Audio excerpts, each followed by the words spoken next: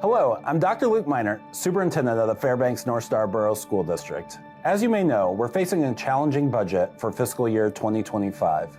We're committed to providing every child with a quality education, but the reality is that tough decisions lie ahead. We've been working tirelessly to find solutions, but due to limited funding, we're looking at budget cuts that could have significant impacts on our classroom, our teachers, and most importantly, our students. Chief Operations Officer Andy Degraw is going to talk about the specifics of the budget and go over what we're facing as a school district and a community. First, I'm going to talk about the budget calendar and the process that we'll follow going forward. We're going to present the proposed budget to the Board of Education on February 5th at a work session, and then we'll also present it the next day at the February 6th regular meeting.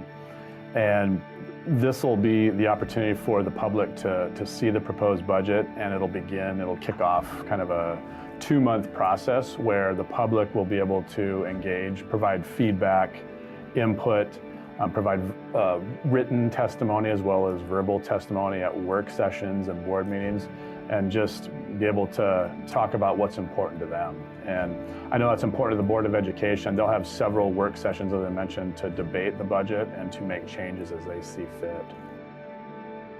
As far as our budget deficit is concerned, we're looking at a $28 to $29 million deficit. And that's, for context, that's about 15% of our total general fund budget. So it's really large. And unfortunately, over the past several years, we've been kind of making nickel and dime type cuts, smaller reductions, minimal reductions, kind of behind the scenes.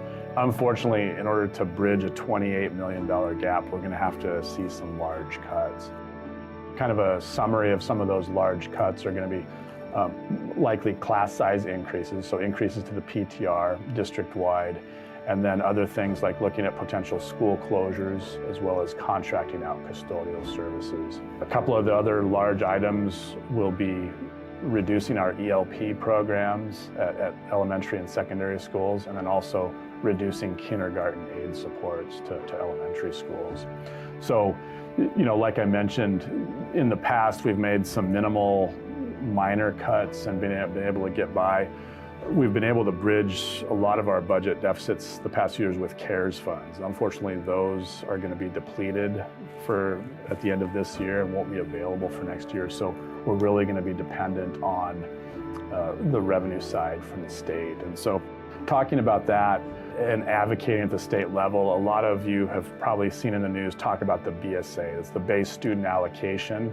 And that's really the number, the dollar amount that's multiplied by our enrollment to set our state funding. And we haven't seen an increase in that number for 7 consecutive years. And so while our revenue has stayed flat and even declined in a sense, our expenditures are increasing every year. And so that's been certainly a challenge for the district. It's really important that we all tell our stories. How does appropriate funding benefit our students, our families, and our situation? So another opportunity to advocate is on the local side.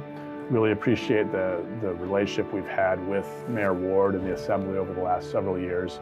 And I know it's going to be a top priority here locally as well. So I would encourage folks to stay engaged throughout the budget process. It's going to be about a 2-month cycle where you'll have an opportunity to provide feedback and your thoughts on the budget, and I encourage you to stay engaged and to advocate where you can.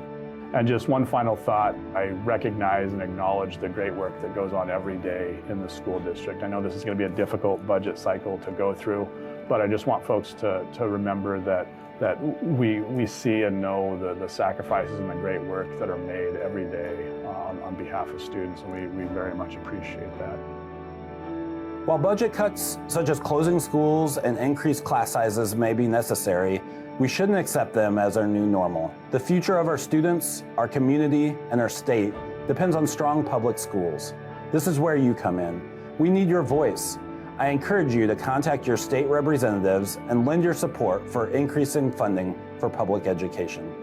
Visit akledge.gov to find your representatives and let them know that funding public education is important to you and your community.